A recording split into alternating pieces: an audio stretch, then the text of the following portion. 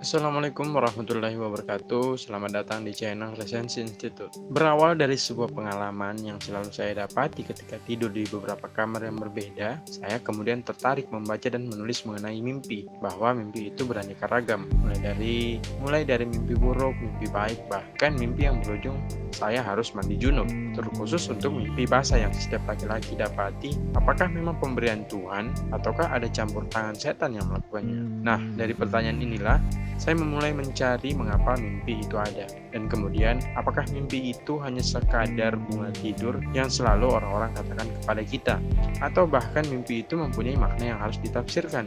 Saya mencoba mencari literatur mengenai mimpi ini di perpustakaan e-book yang saya punya, yang mana memuat seribuan lebih buku literatur Islam, dan saya kemudian mendapati buku yang berjudul Mengungkap Arti dan Rahasia Mimpi, karya Imam Ja'far As-Shadiq. Buku ini merupakan kumpulan-kumpulan riwayat yang dikumpulkan dari beberapa. Ternyata saya salah mengira, dikarenakan buku ini tidak menjawab secara spesifik mengenai sebab-sebab mengapa kita bermimpi. Justru yang saya dapat dalam buku ini bagaimana perilaku Imam Ja'far mulai dari adab tidur hingga tafsiran beliau terhadap mimpi. Setidaknya dalam buku ini ada beberapa hal baru yang saya dapati, dan beberapa hal lain sebagai pengingat yang sebelumnya sudah saya ketahui. Meskipun buku ini tidak dapat dijadikan sebagai landasan yang akurat mengenai tafsiran mimpi, tetapi kita bisa memetik hikmah bagi kehidupan kita. Kita masuk di adab tidur. Nah, ada beberapa adab yang tentunya hal-hal yang juga Rasulullah SAW lakukan yang biasa kita sebut dengan sunnah. Bukan hanya tidur, semua aspek yang Rasulullah SAW ajarkan sangatlah membantu ketika kita mau melakukannya satu persatu, sehingga kita terhindar dari perilaku yang menyimpang. Sesuai dengan apa yang Rasulullah SAW katakan kepada sahabatnya, bahwa agama adalah akhlak yang baik. Nah, jika kita tarik sebab untuk membentuk akhlak itu, ialah dengan memperbaiki habit atau kebiasaan kita setiap hari. Contohnya tidur. Dalam buku ini ada beberapa hal yang bisa kita lakukan sebelum kita tidur. Ialah dengan mengoreksi diri kita sendiri dengan tujuan untuk memperbaiki kesalahan kita ke depannya, kemudian memakai siwak, berwudu, berdoa ketika berbaring, membaca Al-Quran, semisal membaca surah Al-Kahfi.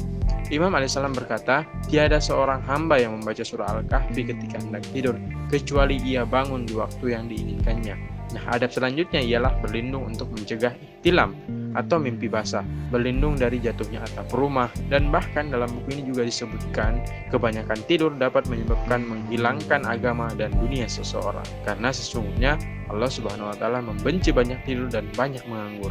Sesuai wasiat Imam alaihissalam kepada Abdullah bin Jundub, wahai ibnu Jundub, persedikitlah tidur di malam hari dan persedikitlah bicara di siang hari, karena tiada sesuatu di tubuh kita yang lebih sedikit rasa syukurnya daripada mata dan lidah. Ibu Sulaiman pernah berkata pada Sulaiman, wahai anakku, hindarilah tidur yang berlebihan, karena ia membuatmu fakir di saat orang-orang membutuhkan amalan mereka.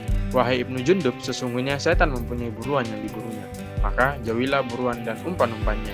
Ibnu Jundub bertanya, wahai putra Rasulullah, apa itu? Imam alaihissalam menjawab, buruannya adalah akrabnya persaudaraan, sedang umpannya adalah tidur dari keadaan salat yang telah Allah tetapkan. Padahal tidak ada yang menyamai ridho Allah pada menengok dan menziarahi saudara. Celakalah orang yang lalai dari salatnya, yang tidur di tempat sunyi, yang mengejek Allah dan ayat-ayatnya dengan mengantuk. Mereka itulah orang-orang yang tidak mendapat ampunan di akhirat. Allah tidak akan menegur mereka di hari kiamat dan tidak menyucikan mereka, dan untuk mereka azab yang paling pedih. Untuk itu, mari kita belajar tentang adab tidur, lalu mengamalkannya dalam hidup kita sehari-hari, sehingga pada gilirannya akan membentuk akhlak yang baik pada jiwa dan hidup kita. Terima kasih. Ada pertanyaan?